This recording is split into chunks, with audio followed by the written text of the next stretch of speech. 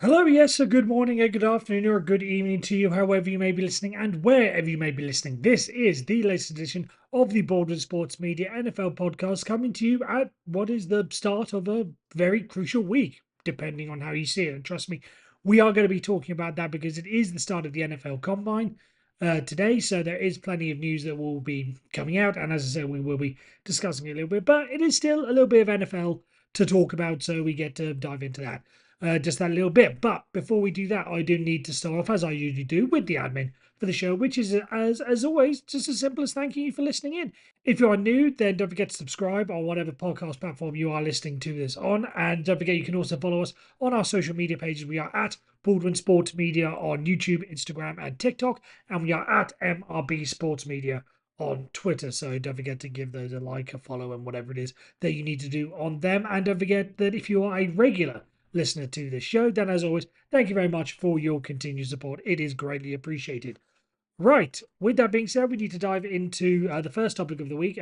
We'll be moving on to the combine in a second, but first I want to touch on something I touched on at the end of last week, and I talked about how much I was enjoying the Four Nations face-off in the ice hockey. The NHL's latest idea to revamp their All-Star game and trying to make it a little bit more competitive, a little bit more fun, a little bit different to the NBA All-Star game, and make it more interesting. And all power to the NHL for doing that. And it sort of got people talking about how the NFL may do something similar and get a level of competitiveness back into things like the Pro Bowl and what have you, and maybe make it a little bit more interesting. And I think that's a conversation for another time. But I just want to bring to this piece that Mike Florio wrote for Pro Football Talk, where he sort of talks about the idea that's been bandied around a little bit about the importance of flag football in the Olympics that's coming up next year in Los Angeles, because the flag football is making its debut in the Olympics. And obviously, the USA wants to do a pretty good job. It would be pretty embarrassing if they were to lose. And there has been talk over the past couple of years, ever since it was made known that flag football was going in, that some NFL players might want to give it a go. Now, maybe it's as a result of competitiveness that they just want to be, one of the, to win a Super Bowl and a gold medal. How many people can say they've done that off the top of my head? I don't think there are many, or indeed any, who have done that. So it will be a great achievement. But there is also the talk that maybe the NFL will want to have current NFL players go towards it as an idea of, as a way to help both win, make sure they win an Olympic gold medal, and also to promote the sport, because then you'll have recognizable faces in it. I know Tyreek Hill is someone that has been mentioned as a possible player. For instance, I know there are others, but I just know he's mentioned. He's the first one that is coming to mind. Now, first off, I want to say, as a concept as a whole, I don't think it should be NFL players that go to the Olympics. At least not a whole squad of NFL players, because and I believe I've discussed this before, but the USA has a flag football team, a specific flag football team of flag football players. And I just think it would be a little bit, I don't want to say rude, but there would be something inappropriate, if you would, of having that team having played flag football and honed their flag football skills all their life, to then have someone like Tyreek Hill, or for the sake of argument, Patrick Mahomes, Justin Jefferson, who's a defender, there'll be Sauce Gardner, say, to have someone like them come and take their spot when they've been the ones that have been doing their best to promote flag football, going around the country, probably doing school visits and what have you.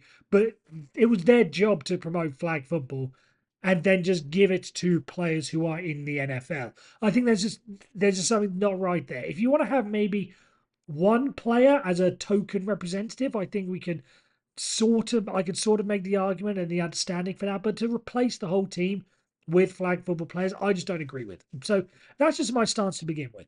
But what Mike Florio is proposing, because he mentions that the Olympics are going to be taking place during, prime preseason OTA minicamp time for the for the NFL teams, because there's the Olympics, but there will also be they'll want to be get-togethers and everything beforehand, and depending on how much flag football they know, they may want to have a mini training camp of flag football to get them used to it. So it would be disruptive to the NFL. It would be disruptive to the NFL season and to the NFL teams, and whether or not they are, going to want to release those players. Because again, they may think it may be harm. There's no contact, but if someone tears a hamstring and they're out for the first couple of weeks of the season, some people are not. Some people are not going to be happy about that. So what Mike Florio has proposed is if you want to get ex players into the flag football, recently retired players, and put them into the Olympic team. That way, you sort of have a best of both worlds situation. Where you still have the recognizable faces. I'm just going to pluck names out of the air that could be retired by this time. Who this season could be their last season.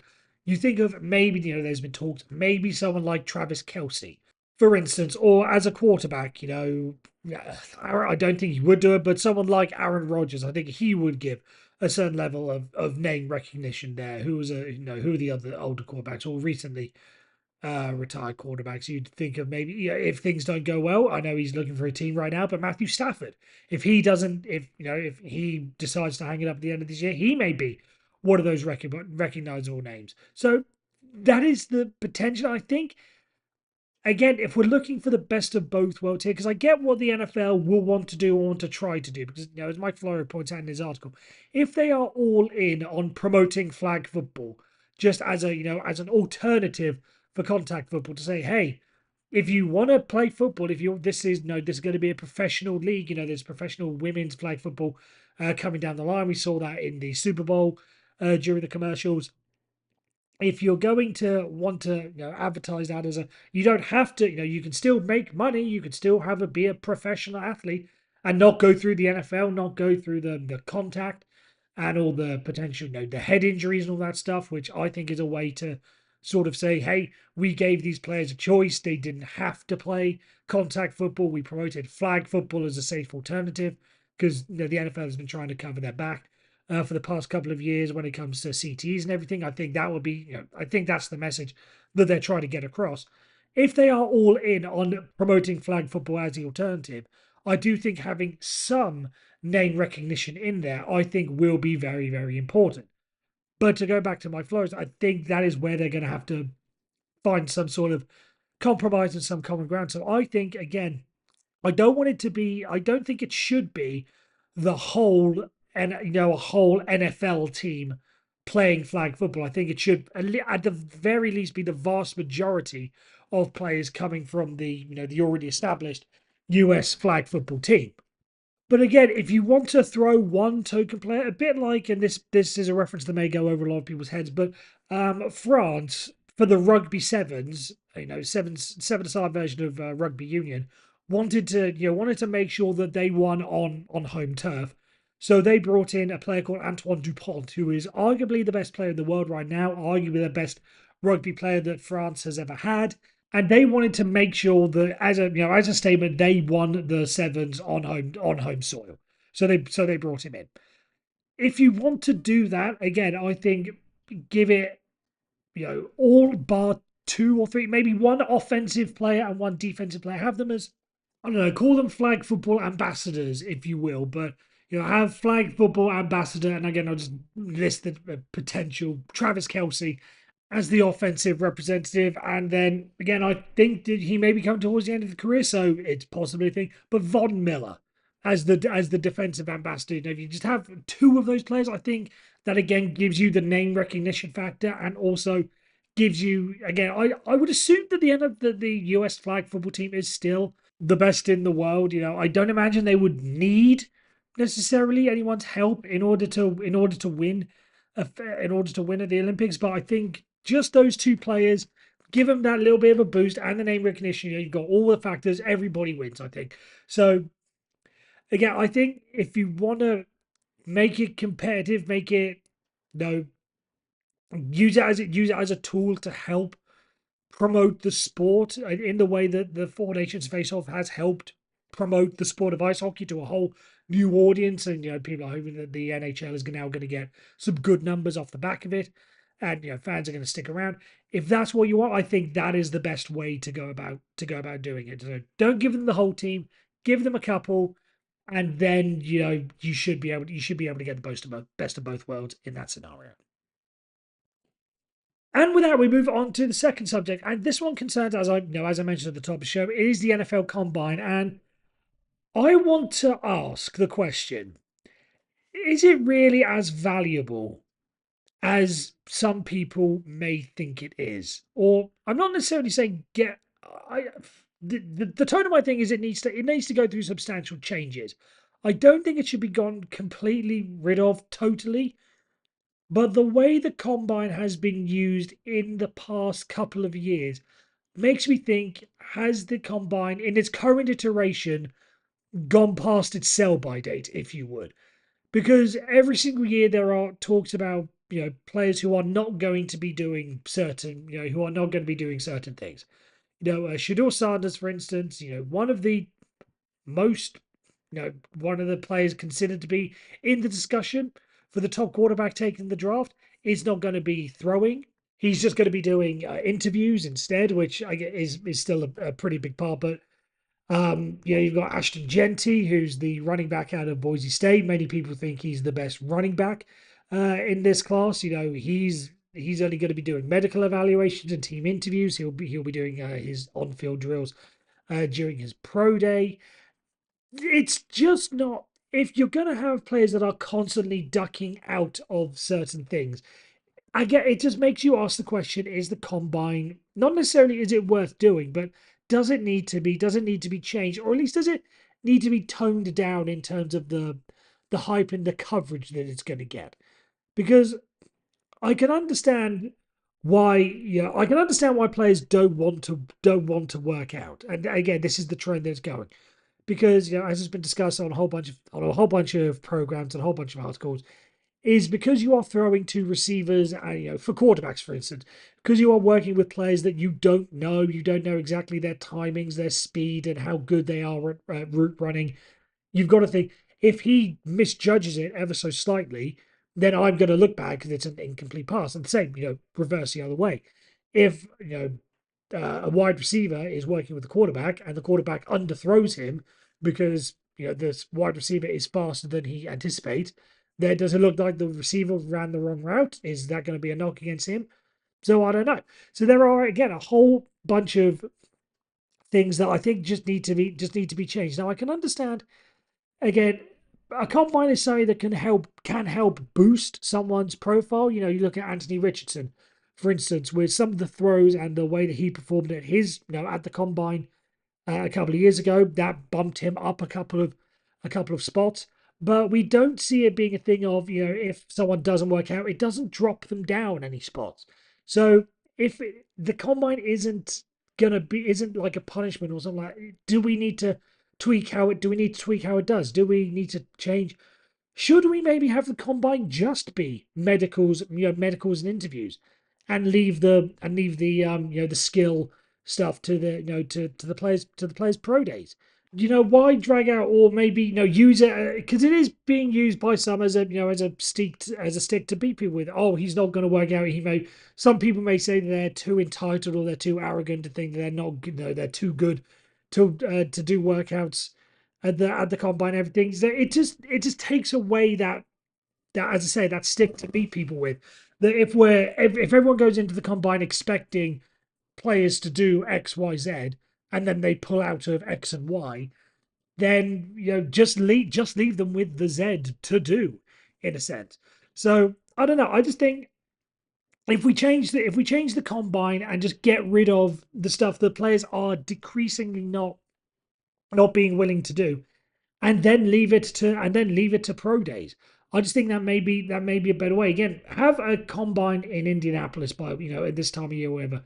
But if you just have it to medicals and interviews, and maybe put players up in front of the media to see what they're like, get their instant reactions to things and get to know, then that's fine, because we don't want it to be completely behind closed doors, and the NFL loves content, so we don't want to give them nothing, but just let's just find a happy medium of ensuring that everyone gets what they came for without being too disappointed that they were hoping or they were expecting to see someone do something. There may be some people who wanted to see Shador Sanders throwing or Cam Ward, for instance, throwing. But now they're not going to have that. They're not going to be able to see that. But if you take away that expectation from the get go, then we just leave it. Just it stops people being disappointed, is what I'm saying. I just think that may be the way to see this movie before. Let me know what you think. Let me know in the comments. Do you think that the NFL Combine should stay in its current state, or do you think it needs a bit of an overhaul in order to stop narratives every single year of someone pulling out or it not being quite what it used to be? What do you think? And moving on to the third topic, and this one surrounds rule changes because it has come to that time of year again where rule proposals are being put forward and discussed. And I think there are the main two that have sort of emerged over the past couple of days are pretty important ones, and I just sort of want to dive into them a little bit. Um, let's. I just want to know which one to go for. I'll go with the kickoff changes first because according to reports, there is some suggestion that the NFL wants to change the kickoff rules in order to boost and bring back more kickoffs. It was weird that they were so concerned with concussions and the importance of special teams or the impact that special teams was having on concussion rates as they pretty much got rid of the kickoff. Then everyone said it was too boring, so now they're still trying to find the tweaks to get that happy me. I just think eventually they're going to get back to square one, and all this. I'm not going to say boring and meaningless but for the most part it was is going to become irrelevant. I'm just looking forward to that day when when the NFL realizes, hey, we got this wrong. Um, so, according to Judy Batista from the NFL Network, she has reported that the competition co-chair, Rich McKay, said the league will look at both moving the spot of the touchback to the 35-yard line as opposed to the 30 where it was this past year, or moving the kickoff line back to where the ball is initially kicked from, back another 5 yards in an effort to boost returns. And she says that it could be an either-or situation. So it looks as if it could be one of the two things. Now, part of this has effectively become as a result of kickers becoming too powerful. I say too powerful, but more powerful these days. Back in the old days, a 55-yard kick field goal would have been slightly rare. To see your kickoffs above 55 yards would have been rare, but now kickers are more confident in trying them. Even field goals from 60 are seen as not necessarily. It's not necessarily to say that they're unimpressive, but they don't mean as much as they would have meant 15, 20 years ago, because kickers have just become their legs have become far too powerful. What used to be tricky field goals are now somewhat gimmies, so they've got to work that out. So I think if they're going to do something, I think it would be more likely that they move the kickoff back 5 yards. I think just to take the kickers out of the game, because I think a kicker can, no, especially with the landing zone as well. It just gives them that little bit more extra work to do in making sure that they don't kick it just too short of the landing zone. So I think that is going to be more than likely the way this is going to go. I don't see them talking about bringing it back to the 35-yard line, because I think, again, kicks are still too powerful. It will reach the end zone more often than not, and I think teams are going to take it. So I think if you want more returns, I think bring it back 5 yards and give the returner a bit of a chance. Now, the other rule or change that has been discussed is the tush push, the brotherly shove, whatever you wish to call it. And there's a proposal from the Green Bay Packers. They are saying that they want to have the tush push banned. Now, I've been on record as saying I don't think it should be banned. I think it it may not be the most aesthetically pleasing play, but it's a thing of if you don't want to have it used against you, just stop it. Just learn how to stop it. And if it's something that can't be used or can't be stopped, then honestly, just so be it. I think, again, there's nothing in. I know there's some question about the pushing the runner from behind, and is that really totally legal and whatever, but I just don't see it as something that you should. I just don't think it should be something that you should ban. Again, if it was a health thing, then yes, you can make the argument. But as the aforementioned Judy Batista mentions, she tweeted out, question on the tush push play is whether it would be modified to keep some semblance of the play intact. The players run so infrequently that there isn't enough injury data for the league to push for a ban based on injuries alone. Now, I think that is crucial. If it did come out that, maybe concussion rates amongst Eagles offensive linemen were going up, then because of the plays like this, then yes, there may be a push to do it. But since it's just a play, I don't think you can ban it. Uh, Again, if you want to make certain tweaks, I was going to say, but I don't even know what tweaks you can get. You can't even have a limit of, how many times you call it in a game because, again, that's restricting a team that's doing a successful play. You can't do that. So I just think that I just don't see how it's going to be banned. Again, if you want to make tweaks to say, okay, there may be changes to the formation that if a quarterback lines up under center, a wording of a rule, if a quarterback lines up under center, then he can have no more than, because there's three people around him. There's two players to the sides and one behind. If you tweak it, if a quarterback is under center, you can only have two players, but you can only have two players behind him, sort of thing. So it takes away a third player. Maybe something along those lines, if that's the tweak you want to make. But in all honesty, I don't see this is gonna come up every single season, basically until the Philadelphia Eagles stop doing it because someone has stopped them, or because maybe Jalen Hurts gets a bit too old and he does quite have the power in his legs or something. So it's gonna keep coming up, but I don't see how you can ban it. If you want to make small tweaks, as I said, fine, then go for it. But other than that, I don't see how this proposal is going to get. I don't see how it's going to get anywhere. And with that, we move on to our final story of the week, our funny story of the week. Now, I don't know if it's come across your timelines as well, but it's been, if you're a football fan, a soccer fan, depending on what your verbiage is, it may have come across yours because, so JJ Watt, former Houston Texan and Arizona Cardinal, is a part owner of Burnley, who was a team in the English Championship, the second tier, the one below the Premier League. And they're doing pretty well at the moment. They're in the race for promotion to the Premier League, but they've been doing quite well, and a lot of it has come down to the form of James Trafford, their goalkeeper, who has been posting a lot of shutouts, or clean sheets as we call it in the football world. Um, and the two are connected because basically James Trafford and JJ Watt exchanged messages, and it's been made public multiple times. So the fact this is on record makes it even better. This isn't just like some joke that's gone on and we have no proof. We have the proof. But James Trafford basically texted to JJ Watt, or Instagram messaged or whatever, the whether or not he fancied coming out of retirement to play for the Bengals, because James Trafford, the goalkeeper, supports the Bengals. And JJ Watt said, and I'll quote, because this is the quote, this is the text. He said, "You don't allow a goal the rest of the season, and it's a deal." So basically, JJ Watt has said, if you don't concede another goal, I will come out to play for the Bengals.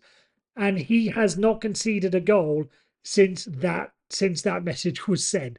Now, again, I doubt it's going to happen. As much as Americans may laugh that there's no goals in football or whatever, it's not going to be that he's not going to be able to keep clean sheets all the way to the end of the season. But even if he does, if it would be a fun story, I doubt this is going to be. I doubt he's actually going to come out and play. He'll probably turn out once in training camp for them or something, or maybe he'll get a token snap in a joint scrimmage or something. It'll be something along those lines. But it's still quite funny to keep trying again, and just especially if James Trafford does concede a goal, I'll be interested to see what JJ Watt tweets out as his thing of relief, because he's been playing around with the whole thing all season. There was a time. Again, Burnley won 4-0, and he just posted, heading to that he's heading to the gym because he thinks he's gonna have to get back. And now and he posted a picture of him, looking at homes in Cincinnati and whatever. So he's been having fun with it, and I imagine when James does concede, I think he's gonna have a little bit more fun with it as well. So just an interesting storyline to follow. But that is it for this episode. As always, thank you very much for listening to my ramblings. If you're new and you'd like what you heard, then don't forget to subscribe on whatever podcast platform you are listening to, and don't forget to reach out to us on our social medias. We are at Baldwin Sports Media on YouTube, Instagram, and TikTok, and we are at MRB Sports Media on Twitter. So feel free to reach out to us on those platforms. And again, if you are a regular, then thank you as always for making us a part of your week. Back to the usual length of, around 25 minutes for this show, because there was a little bit more to talk about. Hope you will be the same next week. But until I speak to you again, take care. And as always, stay safe.